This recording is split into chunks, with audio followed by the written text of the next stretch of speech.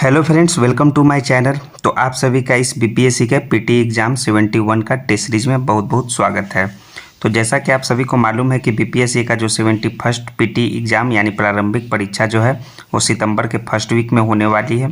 तो इसी को लेकर हम लोग खान सर का एक बहुत ही बढ़िया बेहतरीन प्रैक्टिस सेट को लेकर आए हैं, जिसमें आपका 20 सेट्स दिया हुआ है और ये जो सभी सेट्स है वो नए परीक्षा प्रारूप पर पूर्णतः आधारित है।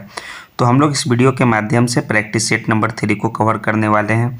तो जैसा कि आप सभी को मालूम है कि किसी भी एग्ज़ाम से पहले जो है प्रैक्टिस सेट को बनाना बहुत ही इंपॉर्टेंट होता है। हर एक एग्ज़ाम में प्रैक्टिस सेट का अपना अलग ही महत्व होता है। तो हम लोग इससे पहले 1 और 2 प्रैक्टिस सेट जो है अलग अलग वीडियो में कवर कर चुके हैं। तो आप हमारे चैनल को विजिट कीजिए, वहाँ आपको 71st बीपीएससी टेस्ट सीरीज से एक प्लेलिस्ट बना होगा, वहाँ से आप प्रैक्टिस सेट नंबर 1 और 2 सभी को प्राप्त कर सकते हैं, क्योंकि एग्जाम पॉइंट ऑफ व्यू से यह प्रैक्टिस सेट काफ़ी इंपॉर्टेंट है। तो चलिए प्रैक्टिस सेट नंबर 3 हम लोग स्टार्ट करते हैं। तो प्रैक्टिस सेट नंबर 3 स्टार्ट करने से पहले आप लोग फटाफट चैनल को सब्सक्राइब कर दीजिए दोस्तों।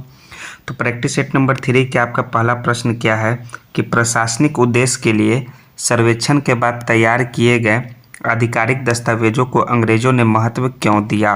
तो बताइए दोस्तों, अंग्रेजों ने महत्व क्यों दिया था प्रशासनिक उद्देश्यों के लिए सर्वेक्षण के बाद तैयार किए गए आधिकारिक दस्तावेजों को।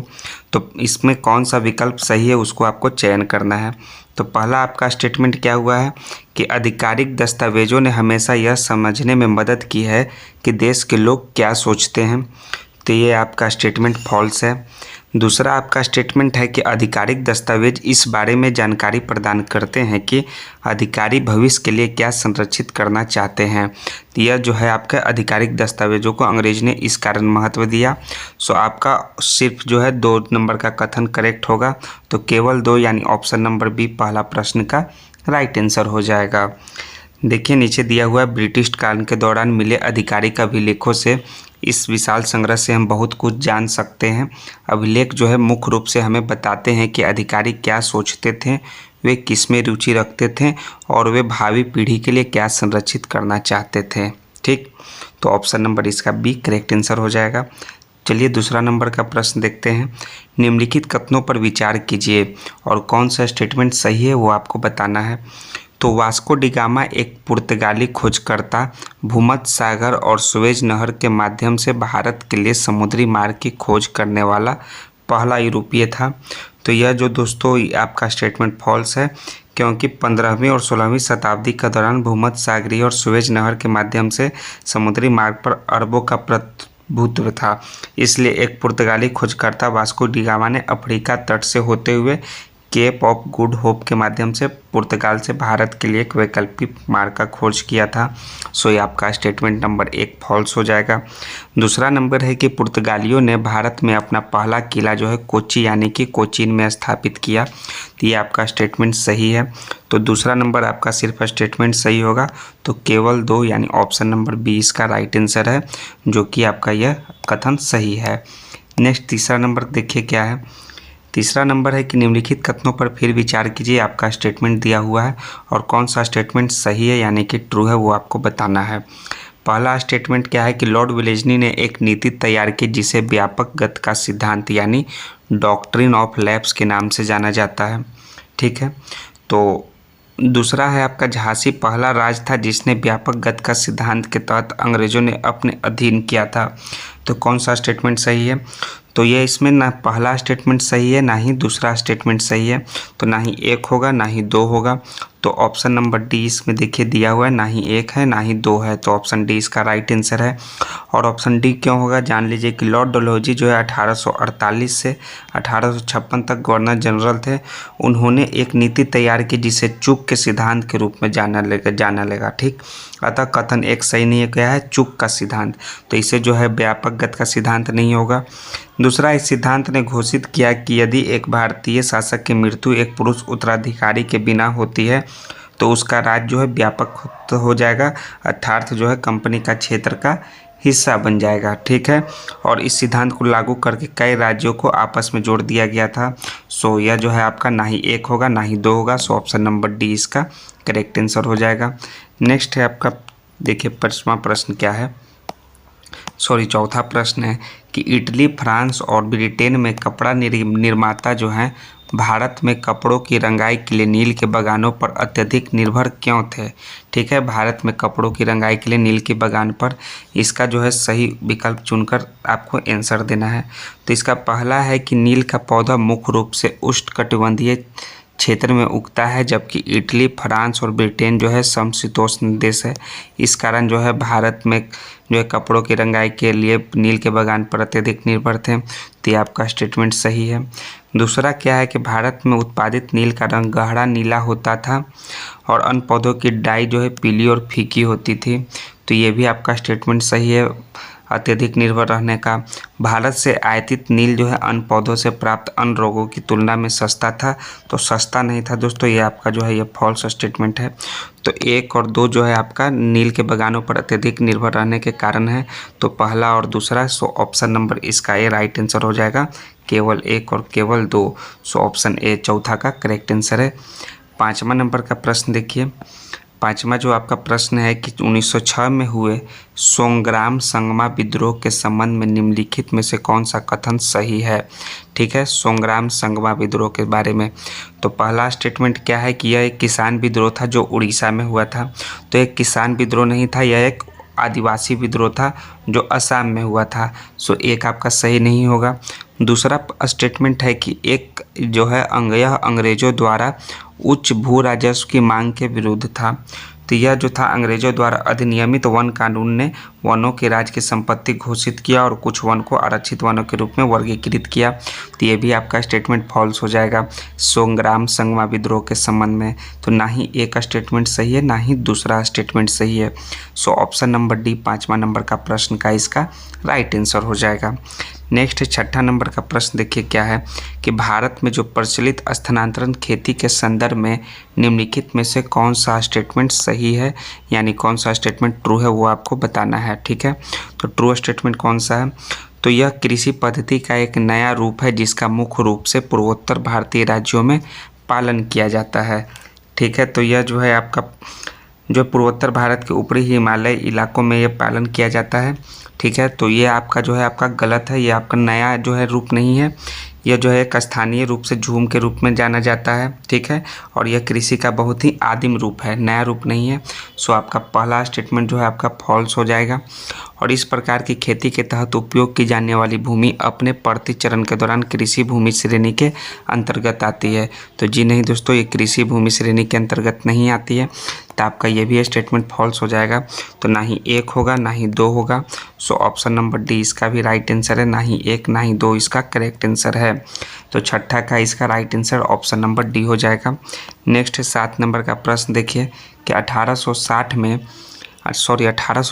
में जो स्थापित प्रार्थना समाज के बारे में निम्नलिखित कथनों पर विचार कीजिए और कौन सा स्टेटमेंट सही है, यानी कि कौन सा ट्रू है वो आपको बताना है। ठीक है, ट्रू स्टेटमेंट।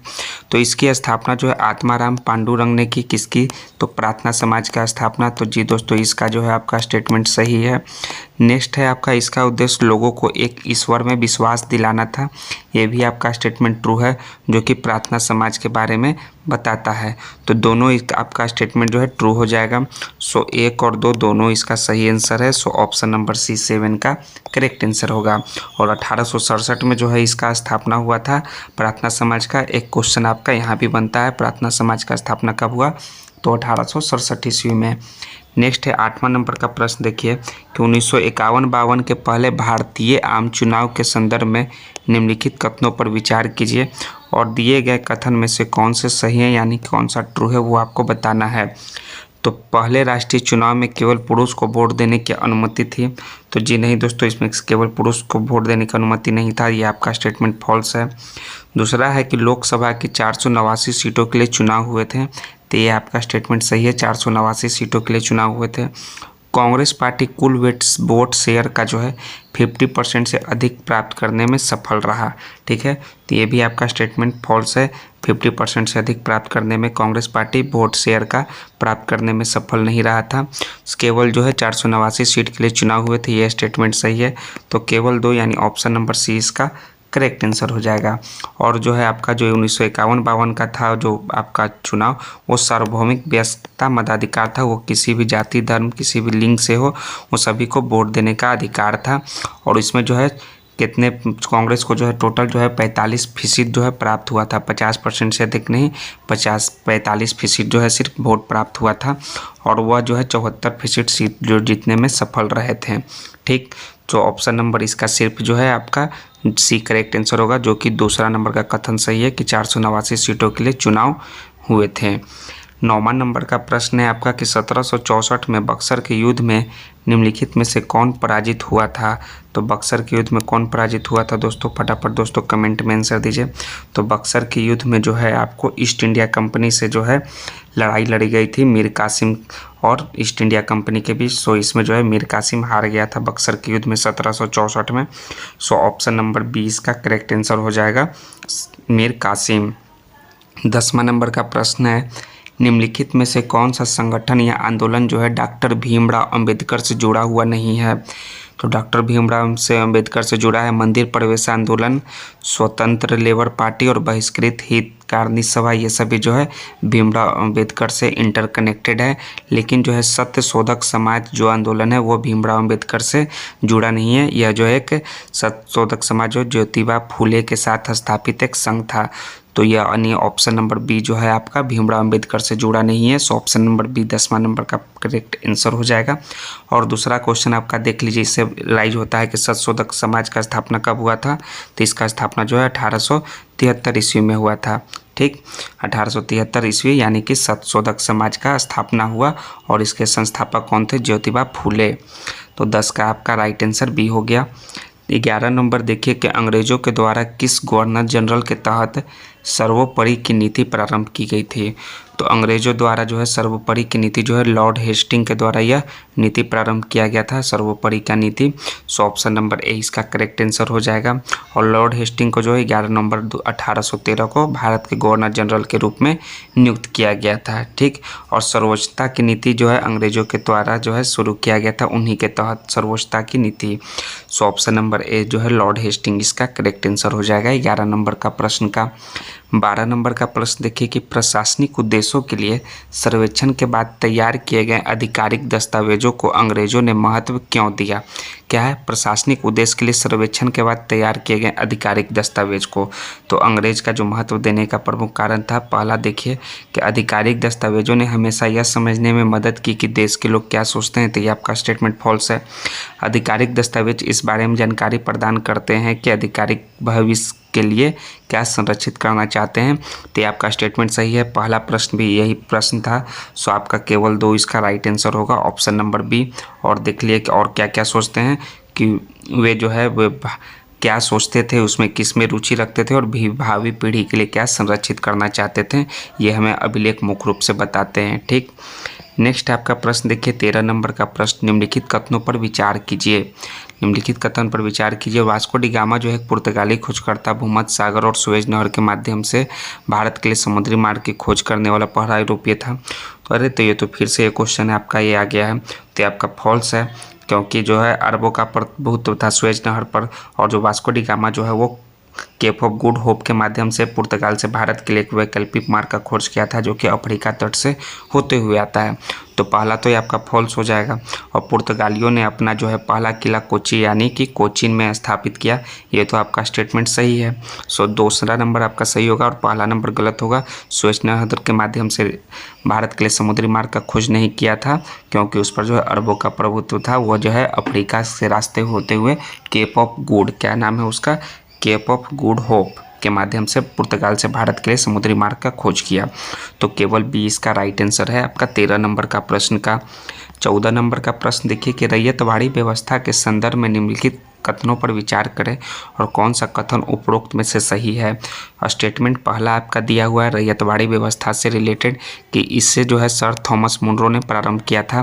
तो ये तो आपका स्टेटमेंट सही है, तो पहला सही हो जाएगा। यह दक्षिण भारत के अधिकांश भागों में प्रचलित था रैयतवाड़ी व्यवस्था, तो ये भी आपका स्टेटमेंट सही है, तो दूसरा नंबर भी आपका सही हो जाएगा। इसने सरकार को राजस्व संग्रह के लिए किसानों से संधि सीधे निपटने की अनुमति दी थी। तो सीधे निपटने की अनुमति जो है ये भी आपका सही है, अनुमति दिया गया था। तो 1, 2 और 3 आपका तीनों जो है राइट आंसर हो जाएगा रैयतबाड़ी व्यवस्था से रिलेटेड। सो ऑप्शन नंबर डी इसका 14 का राइट आंसर है कि थॉमस मुनरो ने प्रारंभ किया और दक्षिण भारत के अधिकांश भागों में यह प्रचलित था। ठीक है, और इससे रिलेटेड जो है आपका व्याख्या सहित उत्तर आपका दिया हुआ है। 15 नंबर का प्रश्न है कि इटली, फ्रांस और ब्रिटेन में कपड़ा निर्माता भारत में कपड़ों की रंगाई के लिए नील के बगानों पर अत्यधिक निर्भर क्यों थे। ये तो फिर से दोबारा यह क्वेश्चन आ गया। तो नील का पौधा मुख्य रूप से उष्णकटिबंधीय में उगता है, जबकि इटली, फ्रांस और ब्रिटेन समशीतोष्ण देश हैं। तो ये तो आपका सही है। और पौधों में भारत में जो उत्पादित नील का रंग होता है वो गहरा होता है, जबकि अन्य पौधों की डाई जो है पीली फीकी होती है। ये भी सही है। और ये जो है नील जो है अन्य पौधों से सस्ता था, ये आपका फॉल्स है, ये महंगा था। तो 1 और 2 केवल इसका राइट आंसर होगा। तो केवल आपका 1 और 2 यानी ऑप्शन नंबर ए इसका करेक्ट आंसर है आपका 15 नंबर का प्रश्न का। ये दोबारा ये क्वेश्चन पूछा गया है।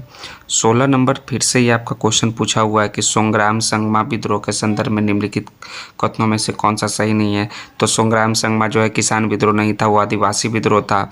और ये अंग्रेजों द्वारा उच्च भू राजस्व की मांग के विरुद्ध नहीं था, ये जो है वन को जो है कुछ वन अधिनियमित कानून जो है उसके द्वारा वनों को राज्य की संपत्ति घोषित कर दिया गया था। इस कारण ये संग्राम जो है संगमा विद्रोह हुआ था। तो ना ही 1 इसका आंसर होगा, ना ही 2 होगा। सो ऑप्शन नंबर डी इसका करेक्ट आंसर होगा 16 का। 17 देखिए, चोल काल की निम्नलिखित विशेषताओं पर विचार कीजिए। तो चोल काल का निम्नलिखित विशेषता क्या क्या है और कौन कौन सा स्टेटमेंट सही है वो आपको बताना है। तो चोल काल में जो है मंदिर वो आर्थिक, सामाजिक और सांस्कृतिक जीवन का केंद्र था। तो ये तो सही है। मंदिर से जुड़ा सबसे प्रसिद्ध शिल्प जो है कांस्य की मूर्तियों का निर्माण था।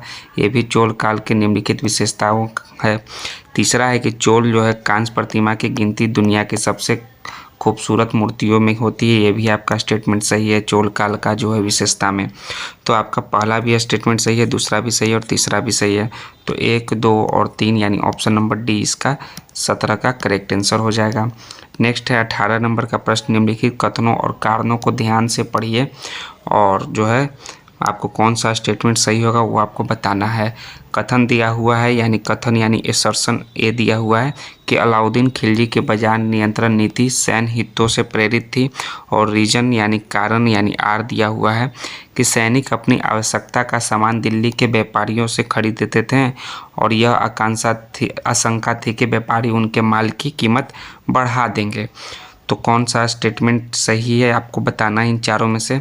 तो कथन और कारण दोनों सही है, यानी कि ये दोनों सही है, ए और आर दोनों सही है। और कारण जो है कथन का सही व्याख्या भी करता है। इस कारण ऑप्शन नंबर ए इसका राइट आंसर है। ये जो है आपका कारण जो है वो कथन का सही आपका व्याख्या कर रहा है। तो 18 का ए इसका राइट आंसर हो जाएगा। नेक्स्ट है 19 नंबर का प्रश्न देखिए, दिल्ली सल्तनत के संदर्भ में निम्नलिखित कथनों पर विचार कीजिए और कौन सा स्टेटमेंट जो है कथन सत्य है वो आपको बताना है। तो मोहम्मद तुगलक अपने सैनिकों को नगद भुगतान करता था। क्या नगद भुगतान मोहम्मद तुगलक, तो ये आपका तो सही है, लेकिन कीमतों को नियंत्रित करने के बजाय उसने सांकेतिक मुद्रा की शुरुआत की। तो ये स्टेटमेंट आपका सही है। मोहम्मद तुगलक द्वारा शुरू की गई सांकेतिक मुद्रा जो है धातु से बनी थी, लेकिन सोने और चांदी की नहीं बल्कि एक सस्ती धातु का था। तो ये भी आपका स्टेटमेंट सही है दिल्ली सल्तनत के संदर्भ में। तो 1 और 2 दोनों आपका स्टेटमेंट ट्रू हो जाएगा। तो 1 और 2 ऑप्शन नंबर सी में दिया है। तो 19 नंबर का आपका ऑप्शन नंबर सी इसका राइट आंसर हो जाएगा। नेक्स्ट है आपका 20 नंबर का प्रश्न, निम्नलिखित में से कौन सा स्टेटमेंट जो है सत्य है यानी कि आपका ट्रू है वो आपको बताना है। तो ट्रू स्टेटमेंट देखिए कि मुगलों की सेवा करने वाले नौकर शाहों को मनसबदार कहा जाता था। मुगल की सेवा करने वाले नौकर को, तो यह स्टेटमेंट सही है। दूसरा नंबर है कि मनसबदारों की नियुक्ति योग्यता के आधार पर ही की जाती थी। तो मनसबदारों का जो नियुक्ति जो है वो केवल योग्यता के आधार पर नहीं थी। मनसब देना सम्राट का विशेष अधिकार था, वो किसी को भी मनसब दे सकता था। तो ये जो है आपका स्टेटमेंट फॉल्स हो जाएगा। मनसबदारों को अपना वेतन भूमि के रूप में मिलता था जिससे राजस्व वसूल किया जाता था। तो ये भी आपका स्टेटमेंट सही है। तो 1 नंबर और 3 नंबर ये 2 स्टेटमेंट सही हैं। तो 1 और 3 दोनों ऑप्शन नंबर सी में दिया है। So option number C 20 number का इसका करेक्ट आंसर हो जाएगा। 21 नंबर का प्रश्न देखिए, नीचे दिए गए कथनों और कारणों को सावधानीपूर्वक विश्लेषण कीजिए। ठीक है, तो कथन यानी कि आपका एसर्शन ए दिया हुआ है कि 12वीं शताब्दी के आसपास बड़ी संरचनाओं में मंदिर, मस्जिद और भवन का निर्माण आसान और तीव्र होने लगा। और कारण यानी कि रीजन क्या दिया हुआ है आर के 12वीं शताब्दी में निर्माण में चूना पत्थर सीमेंट का तेजी से उपयोग किया जाने लगा। चूना पत्थर सीमेंट, और यह बहुत ही उच्च गुणवत्ता वाला सीमेंट था जो पत्थर के चिप्स के साथ मिश्रित होने पर कंक्रीट में कठोर हो जाता था। तो आपका जो है कथन और रीजन दोनों सही है, और जो आपका कारण जो है आपका रीजन यानी आर जो है वो कथन का सही व्याख्या भी कर रहा है। तो आपका जो है A option number A correct answer है। इसमें दिया हुआ है कथन और कारण दोनों सही है, और कारण जो है कथन का सही व्याख्या भी करता है। तो 21 नंबर का आपका option number A correct answer हो जाएगा। विश्लेषण के आधार पर जो है ऑप्शन नंबर ए इसका राइट आंसर है 21 का। 22 नंबर है मुगल वास्तुकला के अंतर्गत चार बाग शैली के संदर्भ में निम्नलिखित कथनों पर विचार कीजिए। चार बाग शैली, तो चार बाग जो है बनाने की परंपरा हुमायूं से शुरू हुआ था। तो हुमायूं से नहीं, जो ये अकबर से शुरू हुआ था। किससे? अकबर से इसका परंपरा। तो ये आपका स्टेटमेंट फॉल्स हो जाएगा। इन उद्यानों को चार बागों में उनके सममित विभाजन के कारण चार बाग चार उद्यान कहा जाता था। तो ये सही है। सममित विभाजन मतलब कि इक्वल डिस्ट्रीब्यूशन होता था चार भाग में, ऐसे चार भाग जो भी हो आपका इक्वल डिस्ट्रीब्यूशन होता था, इस कारण जो है उन्हें चार भाग या चार उद्यान कहा जाता था। यह स्टेटमेंट सही है। कश्मीर में स्थित शालीमार बाग जो है सीढ़ीदार चार बाग का सुंदर उदाहरण है। तो ये भी आपका स्टेटमेंट सही है। कश्मीर में जो शालीमार बाग है वो सीढ़ीदार चार बाग का बहुत ही सुंदर उदाहरण है। तो 2 और 3 जो है आपका स्टेटमेंट ट्रू है और पहला जो है फॉल्स है। तो 2 और 3 यानी ऑप्शन नंबर बी में दिया है, तो ऑप्शन नंबर बी आपका 22 का करेक्ट आंसर हो जाएगा। नेक्स्ट है 23 नंबर का प्रश्न। देखिए कि पाषाण युग के संदर्भ में निम्नलिखित कथनों पर विचार कीजिए और कौन सा स्टेटमेंट जो है वो फॉल्स है वो आपको बताना है। ये 3 में जो है एक फॉल्स है। तो लघु पाषाणी उपकरण जो है मध्य पाषाण काल के दौरान प्राप्त हुए, तो ये स्टेटमेंट ट्रू है। तो पहला तो होगा नहीं। मेहरगढ़ में प्राचीनतम पशुपालन के साक्ष्य मिले हैं, ये भी स्टेटमेंट ट्रू है। तो आपका दूसरा भी आपका होगा नहीं। मेहरगढ़ में वृत्ताकार घर के अवशेष मिले हैं, तो मेहरगढ़ में वृत्ताकार घर के अवशेष नहीं मिले हैं दोस्तों।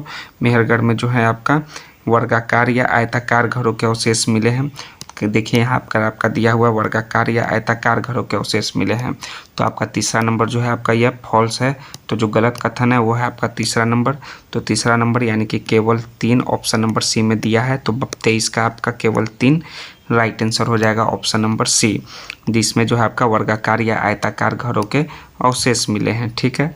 24 नंबर का प्रश्न है निम्नलिखित में से कौन से कारण लोगों के बौद्ध या जैन धर्म की ओर उन्मुखता के लिए जिम्मेदार थे? इन कौन सा कारण है? पहला, यह विचार जो है व्यापक रूप से स्वीकृत हो गया कि सभी सजीव अच्छे और बुरे कर्म करते हुए जौन में और पुनर्जन्म के अनगिनत चक्रों से गुजरते हैं। यह विचार है कि जन्म के समय भी सभी मनुष्य समान नहीं होते हैं। और कौन सा स्टेटमेंट दिया हुआ है? और नीचे दिए गए जो है आपको कोड का सही प्रयोग करते हुए उत्तर चुनिए। तो आपका जो है जो बौद्ध या जैन धर्म की ओर उन्मुखता के जो जिम्मेदार थे, ये दोनों स्टेटमेंट जिम्मेदार थे। 1 और 2 इसका करेक्ट आंसर हो जाएगा, जो कि दोनों स्टेटमेंट जिम्मेदार थे। सो ऑप्शन नंबर सी इसका राइट आंसर है, जिसमें दिया हुआ है 1 और 2 दोनों स्टेटमेंट। ठीक है। नेक्स्ट है उसके बाद प्रश्न देखिए क्या है आपका। 25 नंबर है कि महाबलीपुरम में शोर मंदिर के संदर्भ में निम्नलिखित कथनों पर विचार कीजिए और कौन सा जो है सही उत्तर वो आपको चुनना है। तो इसका निर्माण जो है 9वीं शताब्दी ईस्वी के दौरान किया गया था। तो इसका निर्माण जो है 700 से 728 ईस्वी तक किया गया था। तो ये आपका जो है फॉल्स हो जाएगा स्टेटमेंट। यह तंजौर में अवस्थित है, तो ये तंजौर में नहीं, यह महाबलीपुरम तमिलनाडु में स्थित है। तो ये भी आपका फॉल्स स्टेटमेंट है।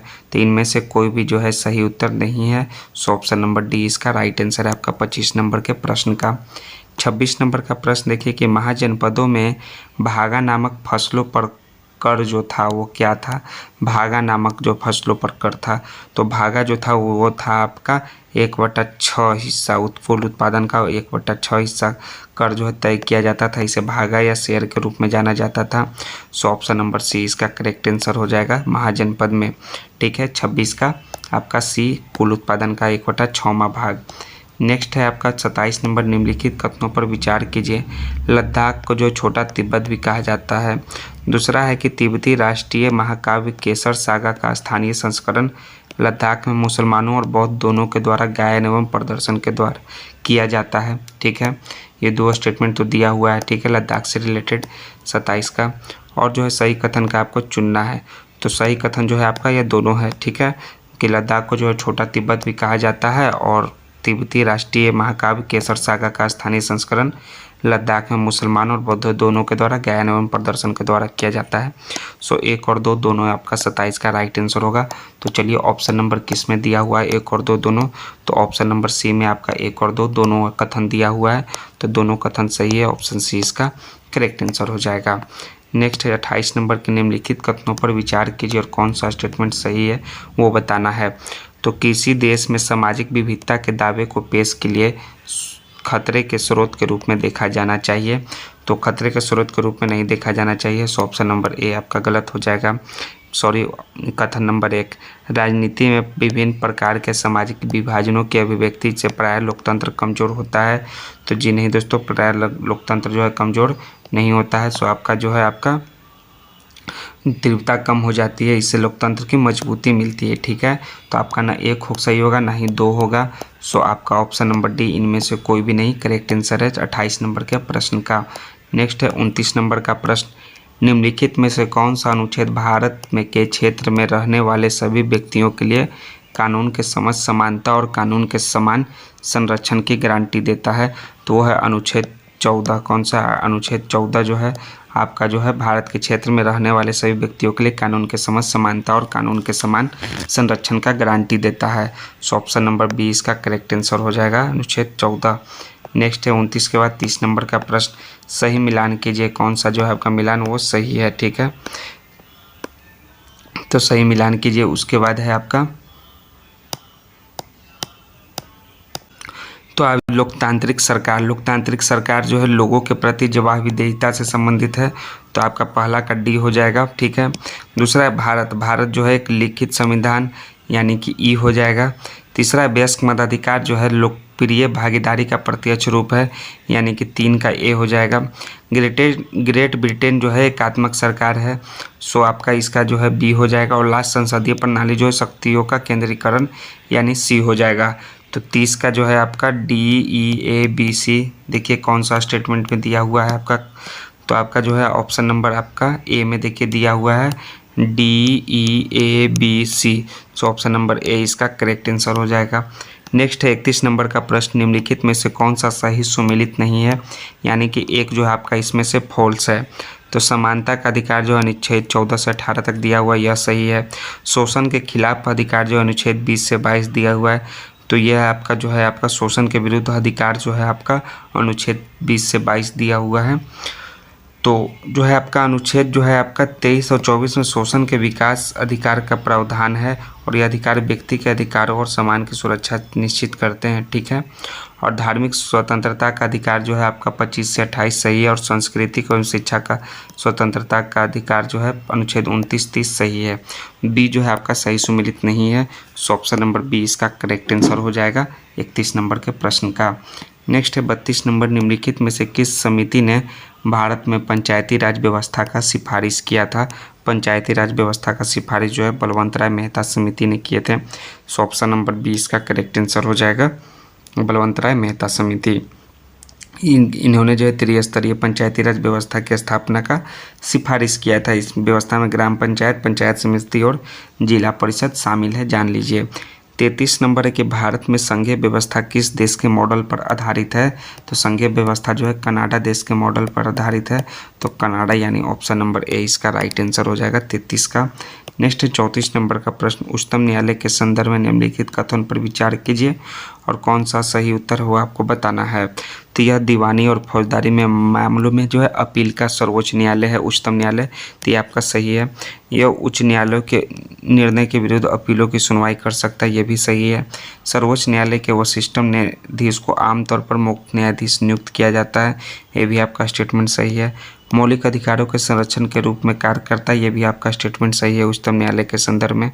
सो 1, 2, 3 और 4 चारों स्टेटमेंट सही है। सो ऑप्शन नंबर आपका डी दिया हुआ है 1, 2, 3, 4। तो ऑप्शन डी इसका करेक्ट आंसर हो जाएगा 34 का। 35 है कि समानता के अधिकार के संदर्भ में निम्नलिखित कथनों पर विचार कीजिए। समानता का अधिकार, तो आपका संविधान कहता है कि सरकार भारत में किसी भी व्यक्ति को कानून के समक्ष समानता या कानून के समान संरक्षण से वंचित नहीं करेगा। ठीक है, तो ये आपका स्टेटमेंट सही है। दूसरा है कि कानून का शासन किसी भी लोकतंत्र की नींव होता है, तो ये भी आपका स्टेटमेंट सही है, तो दूसरा भी सही होगा। तीसरा है आपका कोई भी व्यक्ति कानून से ऊपर नहीं है, ये भी आपका समानता के अधिकार के संबंध में सही कथन है। तो 1, 2 और 3 तीनों स्टेटमेंट्स ट्रू है, तो ऑप्शन नंबर डी इसका राइट आंसर हो जाएगा 35 नंबर के प्रश्न का। 36 नंबर है कि संविधान के मूल संरचना के संदर्भ में निम्नलिखित पर विचार कीजिए, और कौन सा कथन सही है कौन सा ट्रू है वो आपको बताना है।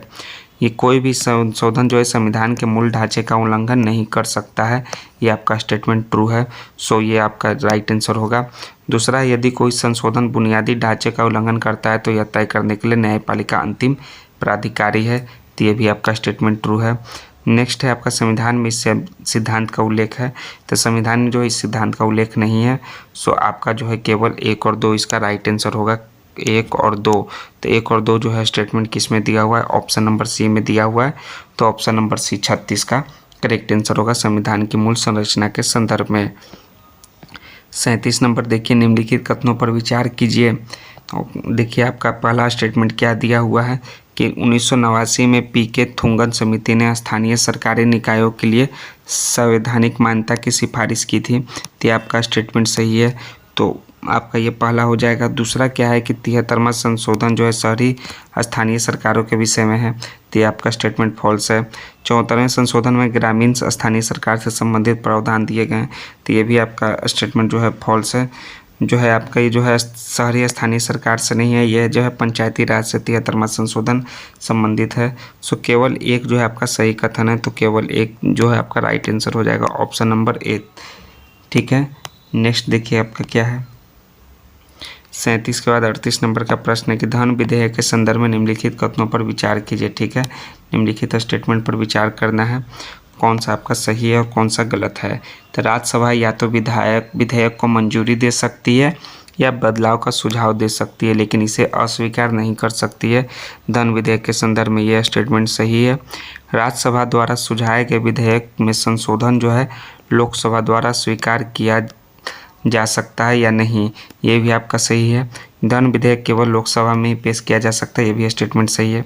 तो आपका पहला, दूसरा और तीसरा तीनों स्टेटमेंट सही होगा, तो ऑप्शन नंबर डी इसका राइट आंसर है। और देखिए आपका नीचे व्याख्या दिया हुआ है, तो अगर आपको इसका व्याख्या सही जो है सारा इस क्वेश्चन का पूरा PDF चाहिए आपको, तो डिस्क्रिप्शन में टेलीग्राम का लिंक दिया हुआ है, वहाँ से आप ज्वाइन कीजिए और आपको सभी PDF आपको मिल जाएगा इस क्वेश्चन का सेट नंबर 3 का व्याख्या सहित। 39 नंबर है कि भारत में सबसे महत्वपूर्ण लघु स्तर उद्योग है, तो वो है हथकरघा उद्योग, सबसे महत्वपूर्ण लघु स्तर उद्योग, सो ऑप्शन नंबर बी इसका करेक्ट आंसर है, हथकरघा उद्योग है 39 का। 40 नंबर है कि भारत में धीमी कृषि विकास गति के लिए निम्नलिखित में से कौन प्रभावी कारण है, तो सबसे ज़्यादा प्रभावी कारण है वो ग्रामीण निर्धनता, क्या है, जो ग्रामीण गरीबी जो है धीमी कृषि विकास की गति के लिए सबसे प्रभावी कारण है, सो ऑप्शन नंबर ए इसका 40 का करेक्ट आंसर हो जाएगा। 41 है कि राष्ट्रीय खाद्य सुरक्षा मिशन यानी कि NFSM का उद्देश्य निम्नलिखित में से कौन सा नहीं है, यानी कि कौन सा आपका फॉल्स है वो आपको बताना है। तो सुधारीकृत उत्पादन तकनीक का निर्देशन, ये तो आपका NFSM का है उद्देश्य। उच्च उत्पादक किस्म के बीजों का वितरण करना, ये भी आपका NFSM का है उद्देश्य। साख सुविधाओं को सुदृढ़ करना, यह आपका उद्देश्य नहीं है NFSM का। और फसलों की नए विकसित किस्मों का प्रचार प्रसार करना, ये आपका उद्देश्य है। सो आपका जो है ऑप्शन नंबर सी इसका जो है राइट आंसर होगा, जो कि राष्ट्रीय खाद्य सुरक्षा मिशन का उद्देश्य नहीं है। 41 के बाद 42 नंबर का प्रश्न है कि न्यूनतम समर्थन मूल्य के संदर्भ में निम्नलिखित कथनों पर विचार कीजिए और कौन से सही हैं वो आपको बताना है। यह खाद्य सुरक्षा मिशन में सहायता प्रदान करता है। न्यूनतम समर्थन मूल्य, यह आपका सही है। यह किसानों के लिए अत्यंत लाभदायक है क्योंकि वे अपनी पैदावार पर ज़्यादा बड़ा लाभ कमाते हैं, ये भी स्टेटमेंट ट्रू है। यह किसानों की पैदावार के लिए न्यूनतम निश्चित मूल्य सुनिश्चित करती है, ये भी आपका न्यूनतम समर्थन मूल्य के संदर्भ में स्टेटमेंट ट्रू है। तो A, B और C सभी ट्रू हैं, तो उपयुक्त सभी ऑल इसका right answer option number D आपका 42 नंबर के प्रश्न का ऑल राइट आंसर हो जाएगा। नेक्स्ट है 43 नंबर का प्रश्न। ये देखिए आपका व्याख्या है। तो व्याख्या तो हम बताए हैं आपको, पीडीएफ जो है टेलीग्राम पे मिल जाएगा। डिस्क्रिप्शन में टेलीग्राम का लिंक दिया हुआ है, वहाँ से आप ज्वाइन कर सकते हैं और पीडीएफ प्राप्त कर सकते हैं। 43 है कि भारतीय प्रतिभूति एवं विनिमय बोर्ड यानी security and exchange board of India, जिसे शॉर्ट फॉर्म में सेबी जानते हैं हम लोग। तो सेबी का मुख्यालय कहाँ पे स्थित है? तो सेबी का मुख्यालय जो है मुंबई में स्थित है दोस्तों। बम्बई, मुंबई जो भी बोलिए, सो ऑप्शन नंबर 20 का करेक्ट आंसर हो जाएगा। और सेबी जो अधिनियम 1992 द्वारा इसे संवैधानिक दर्जा प्रदान किया गया था और 1988 में एक सरकारी प्रस्ताव के द्वारा जो है इसका स्थापना किया गया था। कब? 1988 में स्थापना, और दर्जा जो है संवैधानिक वो 1992 में मिला है सेबी को। 43 के बाद 44 नंबर का प्रश्न है, निम्नलिखित में से कौन सा सरकारी व्यय को नियंत्रित करने का प्राधिकारी है? तो सरकारी व्यय को नियंत्रित करने का प्राधिकारी जो है वो सिर्फ वित्त मंत्रालय है, यानी कि आपका फाइनेंस मिनिस्ट्री। सो ऑप्शन नंबर इसका ए राइट आंसर हो जाएगा, वित्त मंत्रालय। 44 के बाद 45 नंबर का प्रश्न देखिए क्या है कि भारत में आयकर के संदर्भ में निम्नलिखित में से कौन सा स्टेटमेंट ट्रू है? तो पहला है कि यह एक प्रत्यक्ष कर है, इनकम टैक्स जो है प्रत्यक्ष कर है, ये आपका सही है। यह एक प्रगतिशील कर है, ये भी सही है। यह राज्य सरकार द्वारा एकत्रित किया जाता है, तो जी नहीं दोस्तों, यह केंद्र सरकार के द्वारा एकत्रित किया जाता है। सो ये आपका सी फॉल्स हो जाएगा। तो ए और बी दोनों सही होगा। तो ऑप्शन नंबर डी आपका दिया हुआ ए और बी दोनों। सो आपका 45 का डी करेक्ट आंसर है। 46 नंबर का प्रश्न देखिए क्या दिया हुआ है, निम्नलिखित में से कौन सा एक सही सुमेलित है? तो कॉर्पोरेट टैक्स जो है संपत्ति विक्रय से है, तो कॉर्पोरेट टैक्स जो है वो कंपनियों के लाभ पर लगाया जाता है, तो ये आपका फॉल्स है। सेंट्रल एक्साइज ड्यूटी जो है फैक्ट्री निर्मित वस्तुओं पर लगाया जाता है, ये आपका स्टेटमेंट ट्रू है। कस्टम ड्यूटी जो है आयात पर लगाया जाता है, ये भी आपका स्टेटमेंट सही है। तो बी और सी सही होगा, ए गलत होगा। तो बी और सी जो है आपका ऑप्शन नंबर डी है करेक्ट आंसर 46 का। नेक्स्ट है 47 नंबर का प्रश्न कि भारत का आर्थिक सर्वेक्षण प्रत्येक वर्ष सरकारी तौर पर किसके द्वारा प्रकाशित किया जाता है? आर्थिक सर्वेक्षण तो प्रत्येक वर्ष जो है भारत सरकार के वित्त मंत्रालय यानी कि फाइनेंस मिनिस्ट्री के द्वारा है प्रतिवर्ष जो है प्रकाशित किया जाता है। सो ऑप्शन नंबर ए इसका करेक्ट आंसर हो जाएगा, वित्त मंत्रालय। 47 का ए। नेक्स्ट है आपका 48 नंबर, उत्पाद शुल्क कर क्या है? ठीक है, उत्पाद शुल्क क्या है? तो उत्पाद शुल्क जो है आपका इनडायरेक्ट टैक्स है, यानी अप्रत्यक्ष कर है। सो ऑप्शन नंबर डी इसका करेक्ट आंसर हो जाएगा, अप्रत्यक्ष कर। नेक्स्ट है 48 के बाद 49 नंबर का प्रश्न क्या है, अप्रत्यक्ष कर क्या क्या है आपका? सीमा शुल्क, सेवा कर जो है अप्रत्यक्ष है, जबकि आयकर, निगम एवं संपत्ति कर जो है प्रत्यक्ष कर है। भारत में मुद्रास्फीति को मापा जाता है, 49 नंबर का प्रश्न है। तो मुद्रास्फीति को जो मापा जाता है वो है आपका थोक मूल्य सूचकांक से मापा जाता है मुद्रास्फीति को। सो आपका इसका जो राइट आंसर हो जाएगा वो होगा ऑप्शन नंबर सी, थोक मूल्य सूचकांक। ऑप्शन नंबर सी 49 का करेक्ट आंसर है।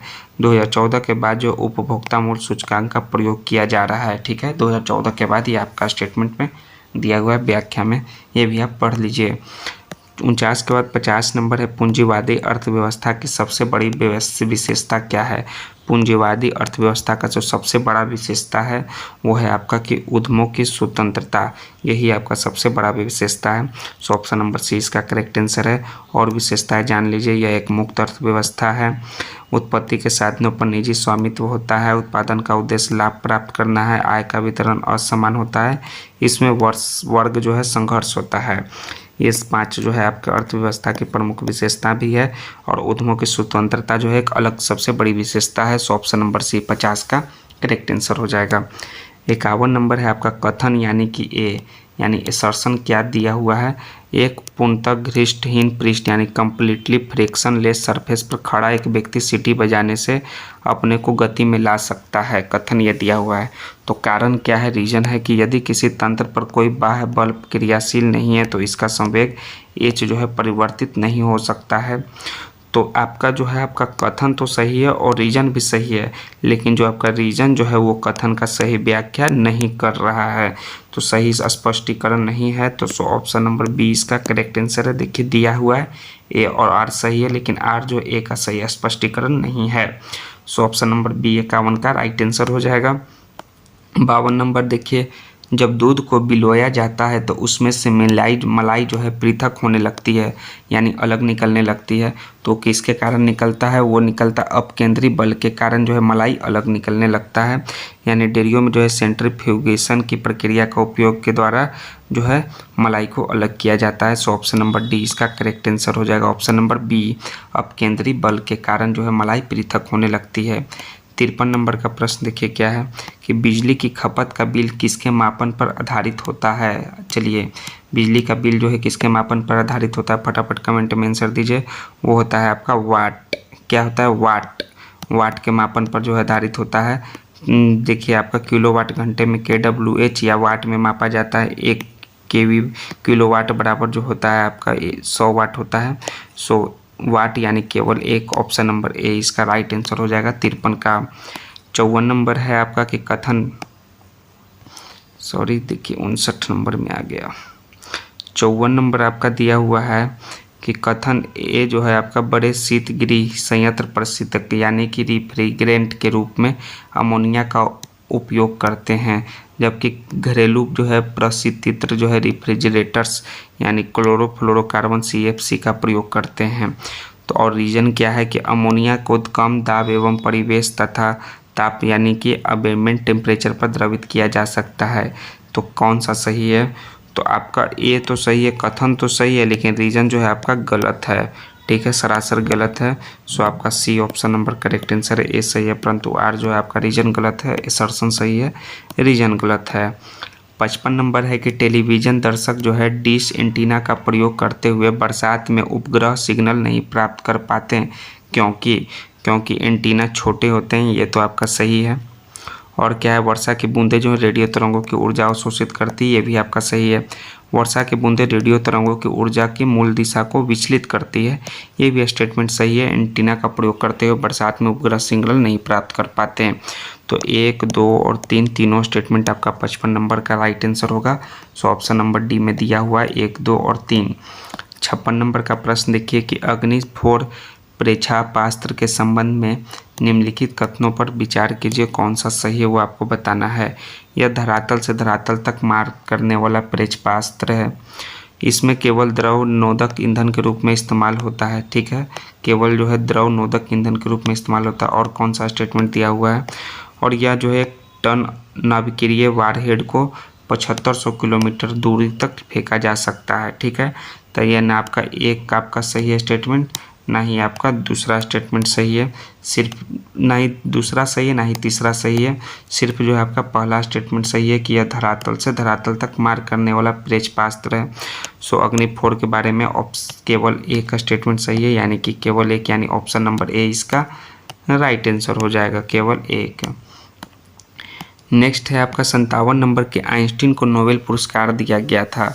तो आइंस्टीन को हम लोग सभी जानते हैं नोबेल पुरस्कार किसके लिए दिया गया था? वो प्रकाश वैद्युत प्रभाव के सिद्धांत के लिए, यानी फोटो इलेक्ट्रिक इफेक्ट के लिए दिया गया था। उन्हें भौतिकी के क्षेत्र में 1921 में नोबेल पुरस्कार प्राप्त हुआ था।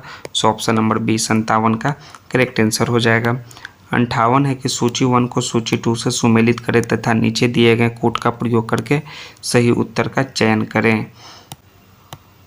तो चलिए आपका है कलपक्कम। कलपक्कम जो है वो कहाँ स्थित है? वो है आपका तमिलनाडु में। उसके बाद है आपका नरौरा जो है आपका उत्तर प्रदेश में स्थित है। और काकड़ापारा जो है गुजरात में स्थित है। और लास्ट ट्राम्बे जो है महाराष्ट्र में स्थित है। तो आपका जो है 3, 1, 2 और 4 ABCD का 3, 1, 2, 4 है। तो चलिए ऑप्शन नंबर देखते हैं कौन सा 3, 1, 2, 4 में दिया हुआ है। तो ऑप्शन नंबर आपका देखिए यह बी में दिया हुआ है 3, 1, 2 और 4। तो ऑप्शन बी इसका करेक्ट आंसर हो जाएगा। नेक्स्ट है आपका 59 नंबर की सूची 1 को सूची 2 से सुमेलित करें। एक तरफ है भौतिक राशियाँ, दूसरी तरफ है इकाई। तो त्वरण जो है मीटर पर सेकंड स्क्वायर से है, तो 4 हो जाएगा। बल जो है न्यूटन से, यानी 3 हो जाएगा। कृतकार जूल से, यानी 1 हो जाएगा। और अब एक लास्ट बचा न्यूटन सेकंड से, 2 हो जाएगा। 4, 3, 1, 2, 4, 3, 1, 2 है आपका ऑप्शन नंबर डी में दिया हुआ है। 59 का ऑप्शन नंबर डी इसका करेक्ट आंसर है। नेक्स्ट है 60 नंबर का प्रश्न कि एक रेडियोधर्मी पदार्थ की आर्द्र आयु 10 दिन है तो इसका अभिप्राय यह है कि 10 दिन है, यानी इसका अभिप्राय यह है कि पदार्थ के 3/4 भाग का विघटन जो है 20 दिनों में हो जाएगा। ठीक है, यही अभिप्राय है। सो ऑप्शन नंबर सी इसका करेक्ट आंसर होगा 60 नंबर के प्रश्न का। 61 नंबर है, सूची 1 को सूची 2 से सुमेलित कीजिए। एक तरफ है ईंधन गैस और दूसरी तरफ है प्रमुख घटक। तो आपका सीएनजी है, सीएनजी का जो प्रमुख घटक वो कौन सा है, वो है आपका मीथेन और इथेन यानी ए का 3। एलपीजी इसका जो है आपका ब्यूटेन और प्रोपेन यानी कि 2। कोल गैस है, इसका जो है आपका हाइड्रोजन मीथेन कार्बन मोनोऑक्साइड यानी कि 4 सी का। और लास्ट आपका वाटर यानी जल गैस वो कार्बन मोनोऑक्साइड और हाइड्रोजन यानी कि 1। तो ए का 3, बी का 2, सी का 4 और डी का 1। तो आपका देखिए ऑप्शन नंबर सी में दिया हुआ है 3, 2, 4 और 1। सो ऑप्शन नंबर सी इसका राइट आंसर हो जाएगा। नेक्स्ट है आपका 62 नंबर, निम्न में से किस यौगिक में उच्चतर क्वथनांक है। तो सबसे उच्चतर क्वथनांक जो होता है वो किस में होता है, वो होता है आपका एथनॉल में। एथनॉल जो है एक प्रसिद्ध एल्कोहल और इसे एथाइल एल्कोहल भी कहते हैं और ये जल में जो है घुलनशील होता है। सो एथनॉल इसका ऑप्शन नंबर सी 62 का करेक्ट आंसर हो जाएगा। नेक्स्ट है, चलिए 63 नंबर का प्रश्न देखते हैं। 63 नंबर का प्रश्न है कि वायु भरे गुब्बारे में हीलियम को हाइड्रोजन की अपेक्षा जो है वरीयता दी जाती है। ठीक है, वायु भरे गुब्बारे में हीलियम को जो है हाइड्रोजन की अपेक्षा वरीयता दी जाती है। इसका प्रमुख कारण है कि यह वायु के साथ विस्फोटक मिश्रण नहीं बनाता है। इस कारण जो है हीलियम गैस गुब्बारे में भरी होती है। सो ऑप्शन नंबर डी इसका राइट आंसर हो जाएगा 63 का। नेक्स्ट है 64 नंबर का प्रश्न कि गोताखोरों के सांस लेने संबंधी क्रियाओं में उपयोग की जाने वाली गैसें है। तो गोताखोर के सांस लेने संबंधी क्रिया में जो उपयुक्त गैस होती है वो होती है ऑक्सीजन और वो होती है हीलियम, यानी कि O2 + He का मिश्रण जो है वो श्वसन हेतु दिया जाता है गोताखोर को। सो ऑप्शन नंबर बी इसका करेक्ट आंसर है। और क्यों दिया जाता है ये सभी आपका जो है स्टेटमेंट दिया हुआ है। आराम से इस PDF को आप जो टेलीग्राम की सहायता से प्राप्त करके पढ़ सकते हैं सावधानी पूर्वक। नेक्स्ट है 65 नंबर की निम्न मिश्र धातुओं में से किसमें तांबे की मात्रा अधिकतम है। तो तांबे की मात्रा जो है आपका कांसा में सबसे ज़्यादा होता है। किसमें, कांसा में। सो कांसा यानी ऑप्शन नंबर 20 का करेक्ट आंसर है। और कांसा में जो है तांबा का मात्रा जो है 88% होता है और टीन जो है 12% होता है। इस कारण जो है कांसा में जो है तांबा का मात्रा सबसे अधिक होता है। 65 के बाद 66 नंबर का प्रश्न देखिए कि निम्नलिखित में से कौन सा जो है मिश्र धातु नहीं है। तो मिश्र धातु आपका स्टील तो है, पीतल भी है, ब्रॉन्ज भी है, लेकिन तांबा जो है मिश्र धातु नहीं है। तो तांबा ये मिश्र धातु नहीं है, यानी कि ऑप्शन नंबर आपका डी करेक्ट आंसर हो जाएगा। ठीक है, नेक्स्ट 66 के बाद 67 नंबर का प्रश्न निम्नलिखित में से कौन सा तत्व जो है सिल्वर में उपस्थित नहीं होता है। तो सिल्वर में उपस्थित जो है तांबा होता है, जस्ता भी होता है, निकेल भी होता है, लेकिन अल्युमिनियम जो है आपका सिल्वर में उपस्थित नहीं होता है। सो ऑप्शन नंबर 20 का करेक्ट आंसर हो जाएगा। और ये सभी जो है आपका सिल्वर और आपका सभी जो धातु से रिलेटेड कुछ इंपॉर्टेंट फैक्ट्स दिए हुए हैं। ठीक है, नेक्स्ट है 68 नंबर, सूची 1 को सूची 2 से सुमेलित करें। एक तरफ है औद्योगिक प्रक्रम और दूसरा है किस उद्योग से संबंधित है। ठीक है, तो भंजन जो है आपका वो उद्योग है पेट्रोलियम से संबंधित है, यानी ए का 2 हो जाएगा। प्रग्रहण जो है आपका ताम्र से संबंधित है, यानी कि बी का 3 हो जाएगा। नेक्स्ट है आपका हाइड्रोजनीकरण जो है आपका वो आपका खाद्य वसा से संबंधित है, यानी कि सी का 4। और लास्ट वल्कनीकरण जो कि आपका रबर उद्योग से संबंधित है, यानी कि आपका डी का 1 हो जाएगा। तो 2, 3, 4, 1। तो 2, 3, 4, 1 ऑप्शन नंबर बी में दिया हुआ है। सो ऑप्शन नंबर बी इसका करेक्ट आंसर है। नेक्स्ट है आपका 69 नंबर की हीरे की खनिजीय बनावट क्या है। तो हीरे का जो खनिजीय बनावट है वो है आपका कार्बन का है। तो कार्बन का जो हीरा बना होता है। सो ऑप्शन नंबर ए इसका करेक्ट आंसर है, कार्बन इसका राइट आंसर होगा।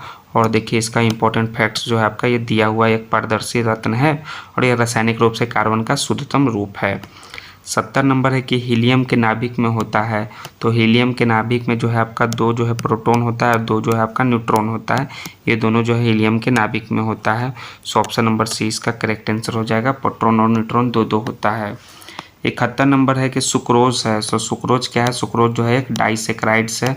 सुक्रोज डाइसेक्राइड्स है, यानी ऑप्शन नंबर 20 का करेक्ट आंसर हो जाएगा। ठीक है, और सुक्रोज जो है आम चीनी है, एक डाइसेक्राइड से 2 मोनोसेक्राइड से बना एक अणु है। ग्लूकोज और फ्रुक्टोज जो है सुक्रोज का प्राकृतिक रूप से पौधों में उत्पन्न होता है, जिसमें जो है आपका टेबल शुगर को परिष्कृत किया जाता है, यानी ऑप्शन नंबर 20 का डाइसेक्राइड करेक्ट आंसर हो जाएगा।